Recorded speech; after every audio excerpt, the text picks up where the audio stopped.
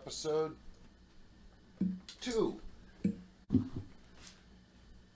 Episode 2 of Where Credit is Due.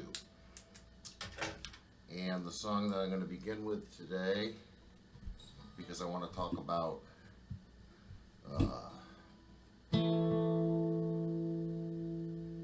people I met in North Carolina in the arts and music.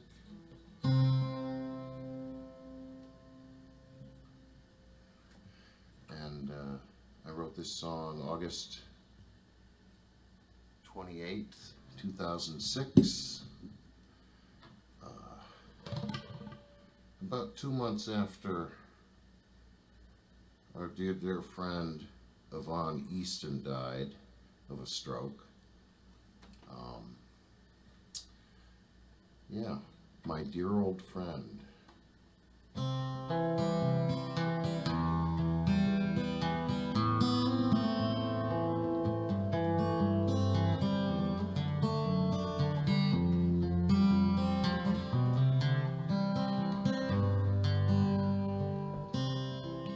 I walked around your house,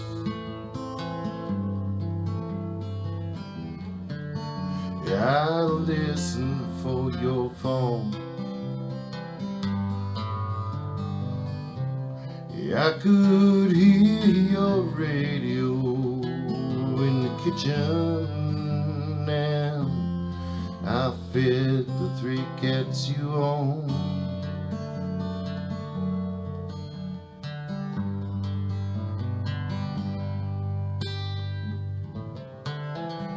And I can't call my wife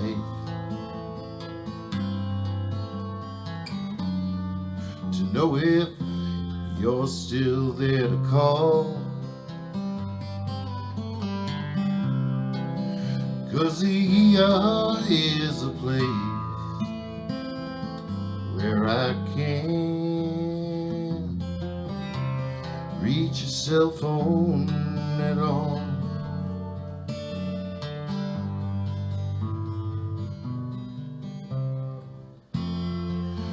My dear old friend, you called to say your sight was fading, and I can feel our lives ungrading. Here come them tears again.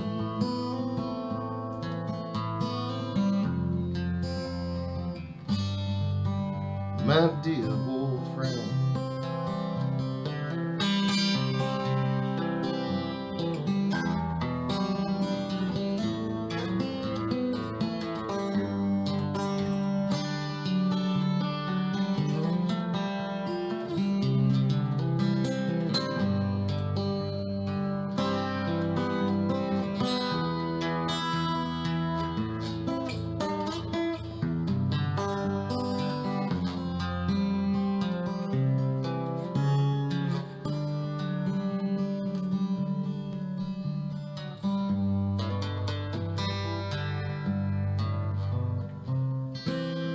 And I can't call my wife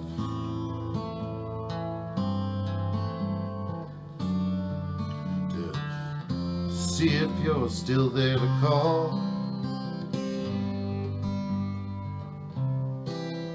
'cause here is a place where I can't reach your cell phone at all.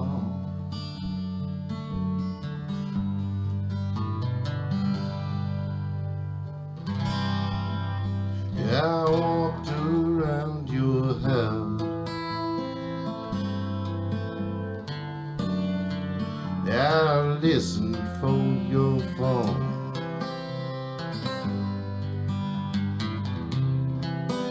I could hear NPR in your kitchen, and I fed the 3 cats you own.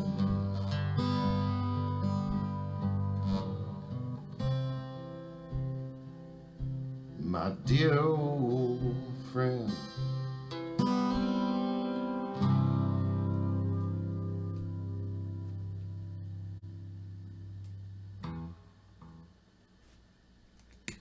Yvonne Easton.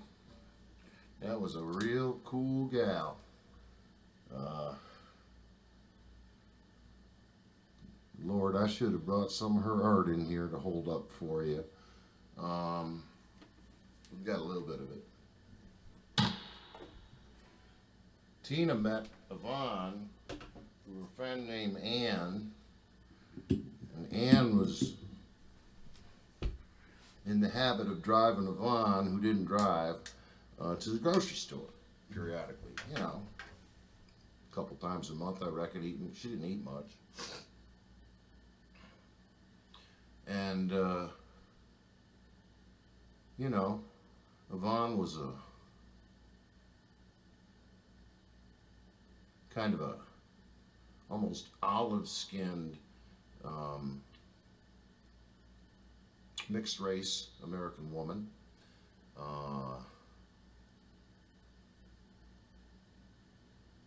About 10 years younger than my parents. So were she alive today, she'd be in her 80s. And my, what a storied life she had. And I am definitely not the guy to tell it. Except to say that she was a military brat. Her father was, you know, like an E9 in the military. She did the moving around thing. I guess there were stepsisters, so there must have been a divorce at some point during all that. And she was really brilliant and really creative and literate and eloquent and quite lovely. And, you know, schooled. And I guess in the 50s she was a model with Ebony magazine, and spent, I think, most of the 60s in Paris in a relationship with another painter. I think I'm remembering that right. And at somewhere along the line she got married and had a son, but he ended up dying, and young, which was something that she carried with her for the rest of her life. And when I met her, she was knee-deep in writing a book about escaped slaves and the Seminole Indian tribe in Florida getting along real good, you know, 200 and some years ago, and having a very interesting kind of outsider culture, you know, out in the swamplands, amongst the cypress. And a lot of neat things happened back then, and I don't believe she lived to finish that book. And she taught at Bennett College down in Greensboro, which is a, you know, historically black college, an important one. She was the editor of a book, I Dream a Life. I think it was portraits of, not just portraits, but, you know, biographical statements too, of a whole bunch of African American women that made a real difference in America. And she was an editor for that publication, which was lauded and stuff. So anyways, that song is about Yvonne. We saw her about once a week when she was alive. She liked my art, I liked her art, I liked her brain, she liked my brain. She liked Tina for entirely different reasons, and Tina loved her dearly, and our kids thought she was great. And you know, we're in a pretty we live in a part of the country where you can lose friends when you throw a birthday party for a black person if you're white. I won't say much more than that, except live empirically, people. Live and learn and change. But anyways, even when they weren't together, they would always talk on the phone in the morning over coffee and stuff. And one morning, Yvonne didn't pick up the phone when she was supposed to. And when she finally did get, when she and Tina got in touch, she was having a stroke. Her voice was off and she knew something wasn't right. And, Tina ran over there and we got her to the hospital, and then they zipped her down to a Baptist hospital in Winston-Salem, and she ended up not making it, and we were all involved in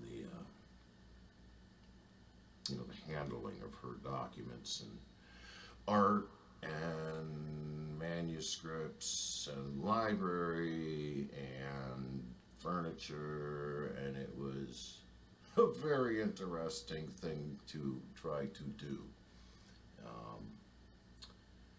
And we were probably as close to friends as she had, and we knew her for a number of years. And it's interesting how after she died, a whole, I'll call them a swarm of people we'd never heard about nor met, came flying into her where we were, some other friends, real friends of hers, and we were, dealing with her effects and stuff. These complete strangers swooped in and swore up and down that they'd been friends with Yvonne forever and were just there to help. And in hindsight, they came in and helped themselves. We never saw them again. One of them conned her way into getting a truck out of Yvonne, because she had purchased a truck in order to get some of her stuff moved somewhere before she died, and this stranger ended up with that truck. It was weird. We've been doing a lot of studying about a phenomenon that got real popular after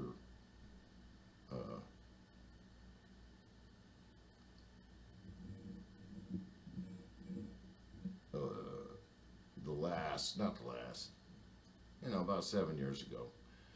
The subject of narcissism became a real moneymaker for people that know about it and can help people deal with it.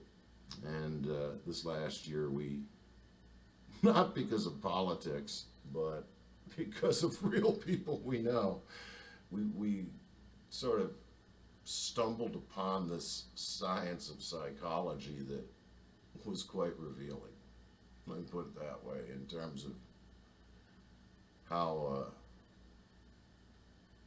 human relationships can be pre-staged and you don't even know it. It's kind of interesting stuff. Anyways, God bless you, Yvonne. I reckon we'll see you again someday. Miss talking to you. Eden, North Carolina. Tina and I moved here in 1998, 2 days after the Stoneville, that's about 10 miles west of us, tornado. I later ended up teaching at the elementary school out in that town, elementary art, for 4 years before I retired. It was excellent.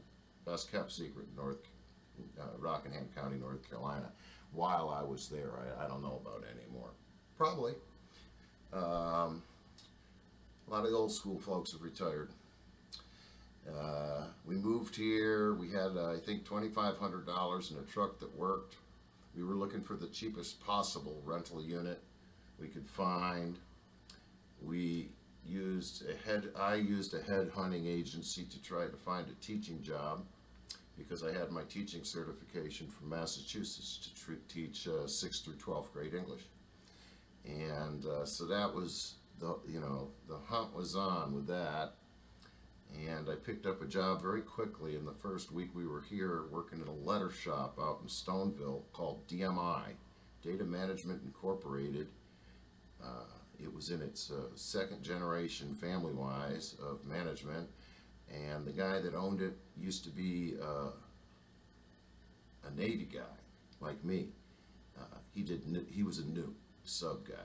He did his stuff underwater. I did my stuff on land and in the air.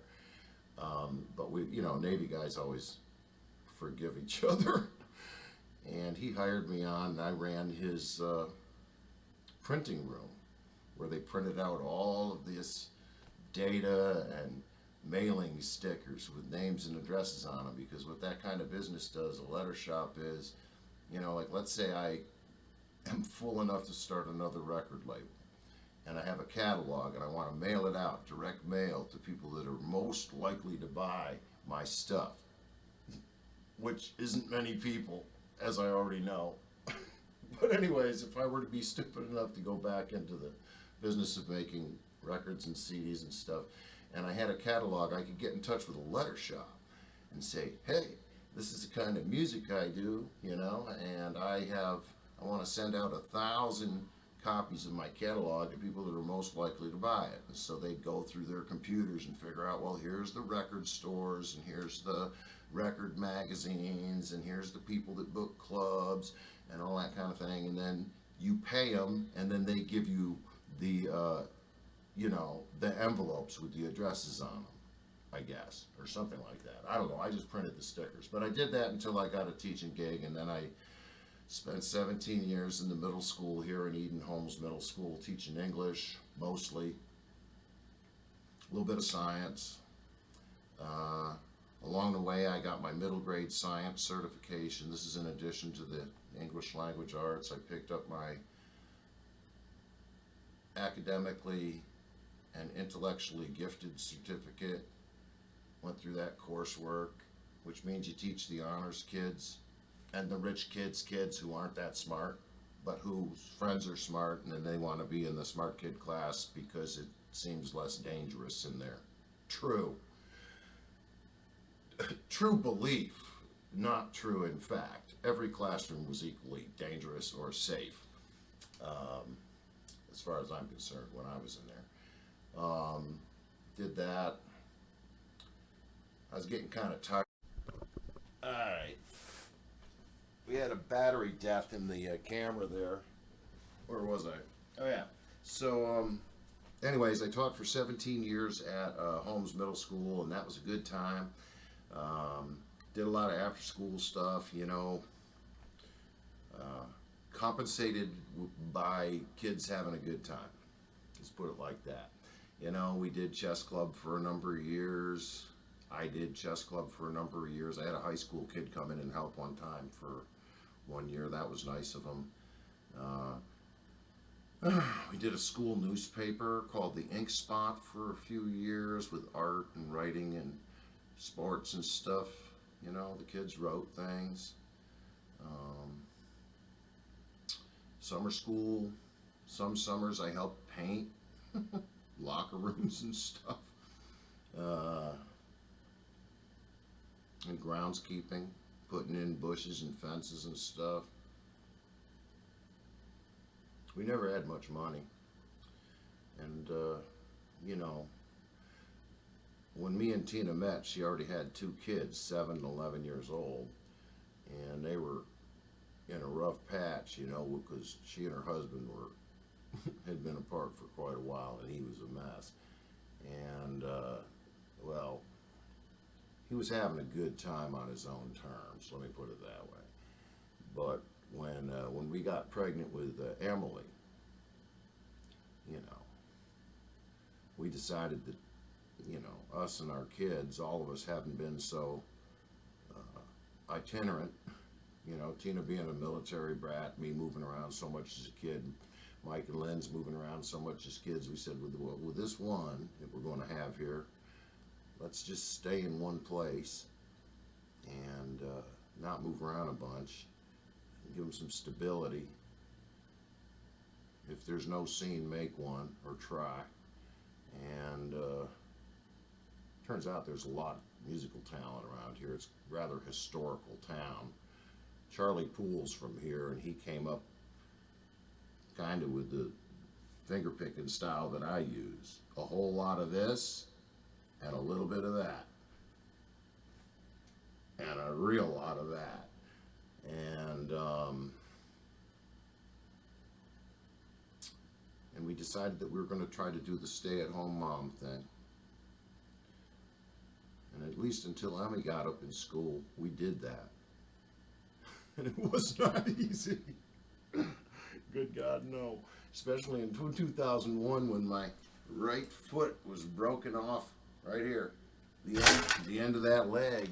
And it was heel up here by my knee. And that happened at work, I might add. One of those student a phrase broke out, and I was stupid enough to think I could wait in there and talk them down. Um, Body cast for half a year for that damn mistake. And then 3 years of OxyContin problems after that, too. So life has been most interesting in Eden, North Carolina, which used to be called, it used to be 3 towns that were consolidated in the late 60s. I think it was even the Summer of Love that had happened. And there was this one town called Draper, and like the name would suggest, they made, you know, curtains and fabric and stuff, pillowcases and bedding and whatnot. This town was a hugely thriving, this area was a huge textile area because of the rivers. So there was Draper, and I believe I was told that Draper was the location of the first car dirt track, like 100 years ago, pre-NASCAR, where that whole genre is credited with having been born. Kind of cool. And we're talking about people that were extreme rednecks, you know, and probably very hammered. Because another thing that part of town is historically famous for is being midway between New York and Florida, and it's a big bootlegging hub, or at least it used to be. And then over here on the other side of the river, the couple of rivers that flow through town, up on a hill, is a town historically was called Spray, you know, from the water. And there's a couple of dams, old dams up there, and I believe the first man-made dam in America is up under the train trestle in Spray. And I've taken my kids and friends up there. It's pretty scary walking across that train trestle because there's nothing between the railroad ties except 100 feet down to a river. And it's quite a trestle. It goes quite a distance across a wide piece of that river that is absolutely lovely when you look upstream from the middle of that bridge. I've known some people that have stepped on 2 of those ties and looked out and said, no, I ain't going. Oh God, I remember the time me and Michael tried to walk across that ancient, you know, post-colonial dam that was there at the wrong time of the year, and we ended up to our knees in mud. He lost a boot. And then we had to swim across part of the river to get back to my truck. That was supposed to be a fun day. I guess it was. Anyway, around 2014, I tell people I got a little too old, deaf, blind, and disenchanted with being a middle school teacher I started feeling like I was faking it. And so I called up Raleigh Department of Public Instruction, you know, my boss down in the capital city, HR, and I said, hey, what would it take to become an art teacher in North Carolina if I wanted to do that? How do I get certified for that? And they said, well, just a minute, Mr. Hart. You know, and they called up their thing on the computer and they said, you need to have 26 credits of art when you were in college. I said, anything else? And they said, no. And I said, well, you have a copy of my college and graduate transcripts down there. Why don't you dig them out? And we'll see how many I got. You know, because they required that stuff when they hired me in '98, when the state did. And so they hunted them up, and we counted them up, and the lady goes, Mr. Hart, you have 32 credits of art. And I said, that's great. And she goes, I said, so what do I do? And she said, you must send us $55 for the certificate. And I asked her for the address, and she gave it to me, and I said, okay. And so I went home, and I wrote a check for $55, and I sent it to him, and about 2 weeks later, in the mail, I got this beautiful, my 4th teaching certificate, and this was for kindergarten through 12th grade art. And I promptly looked for a job teaching art and found it immediately. The following year, the last 4 years that I taught, I taught art for half a school year, 18 weeks at Leakesville Spray Elementary, um, on the historical site of the previous Leakesville Intermediate School. And both my girls went to that school. Emmy went K through 5 in it, and Lindsay did 5th grade there. And then for 9 weeks each, I was moving around, you know. For 9 weeks each, I was at Douglas Elementary, also here in Eden, which is also interesting because it's on the historical site of the school in this town that the black kids used to go to in the days of segregation. And when the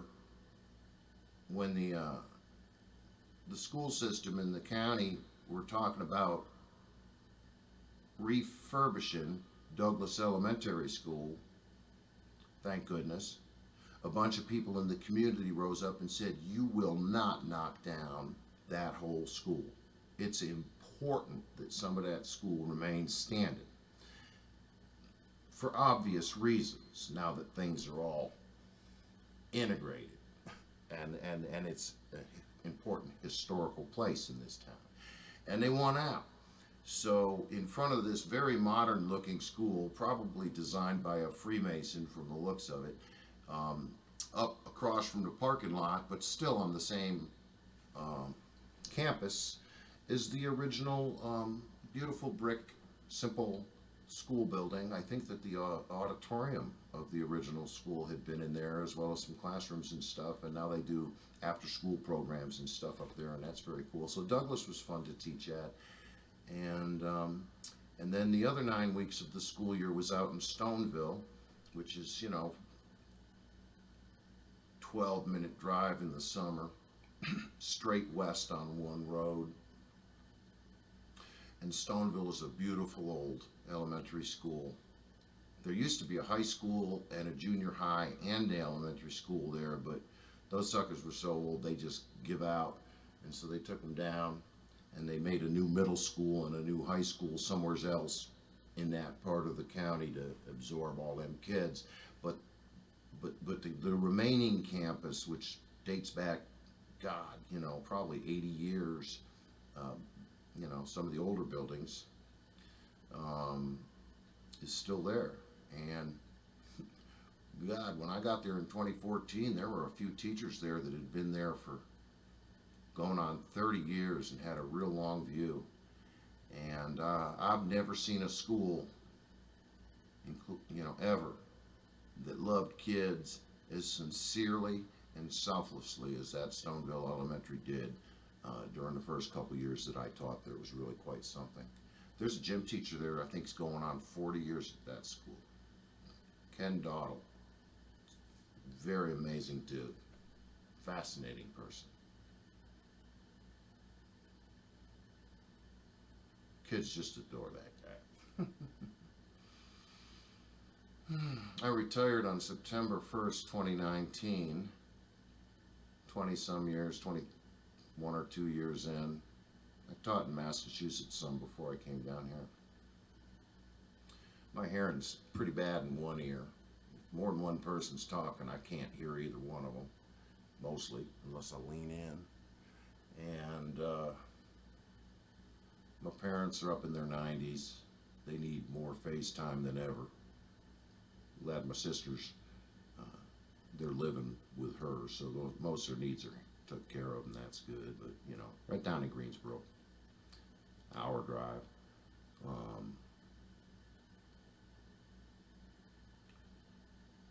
Yeah, Eden's a very interesting town. Home of Charlie Poole, home of the first.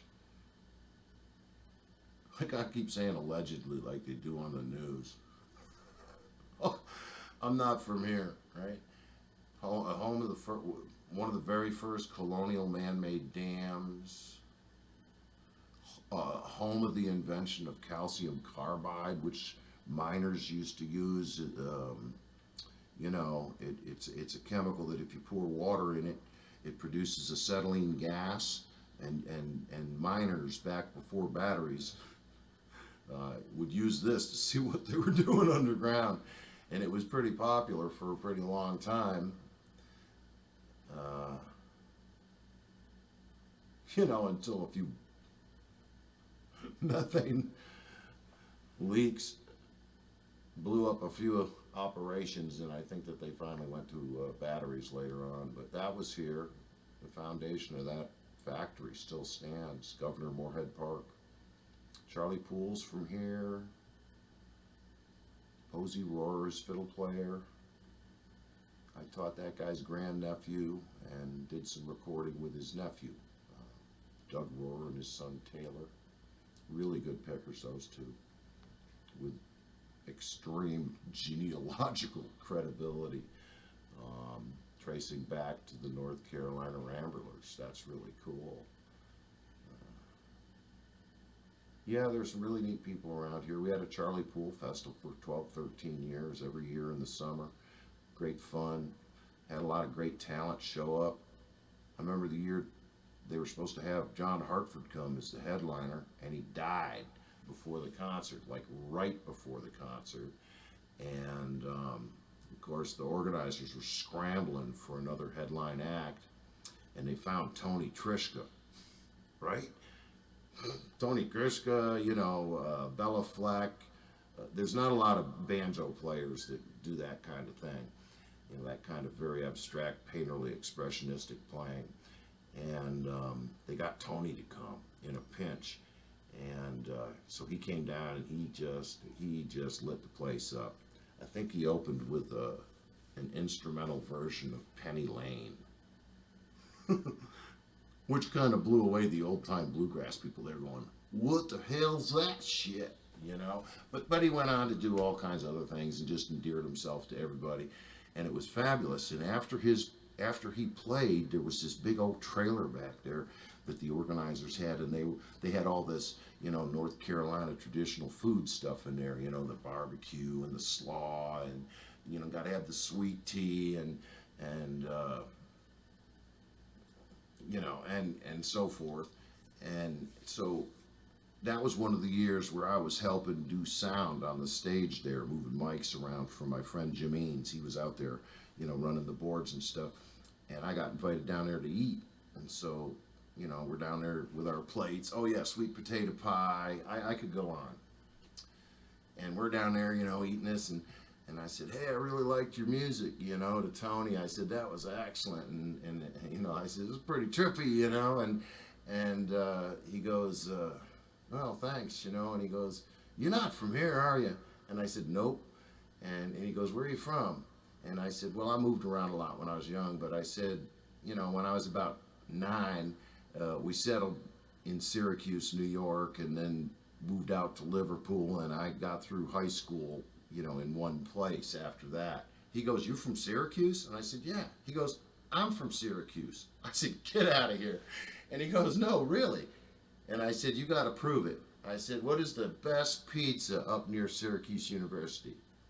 And without missing a beat, he goes, Varsity, the Varsity. And I said, you're from Syracuse. And then we went on and had this just fabulous conversation about, Syracuse in the 70s, Spectrum Records, this truly the best record store in America at that time. Amazing record store up there. There were like a bunch of great record stores up there, all these places to play, old bands from back then, like the Flash Cubes and 801 and Lord have mercy. Those were some days, So anyways, we're sitting there eating and just getting along like we're cousins, And I get this extremely wild hair up my ass. And I say, what are you doing tomorrow? And Tony goes, well, I'm going to do this graveyard tour. And I said, oh, that thing where they show you where Charlie's buried and stuff? And he goes, yeah. And I said, what time is that? And he goes, it's in the morning. Probably be done by about, 11. I said, you want to come over to my house for lunch before you take off? I'll make you a hell of a sandwich. And he goes, sure. And I said, well, wait, let me finish. I said, I got a selfish motive here, but I'll give you $100 when you come over for lunch if you'll put a little banjo on one of my songs. I got a studio in the house and stuff, and it's pretty simple, you know, it's A minor, C, G, F, stuff like that. Pretty easy. And he goes, well, let me hear it when I get there, and we'll see what happens. I'll see you tomorrow for lunch. So he came over, right? I gave him a little map how to get here. It was pretty easy.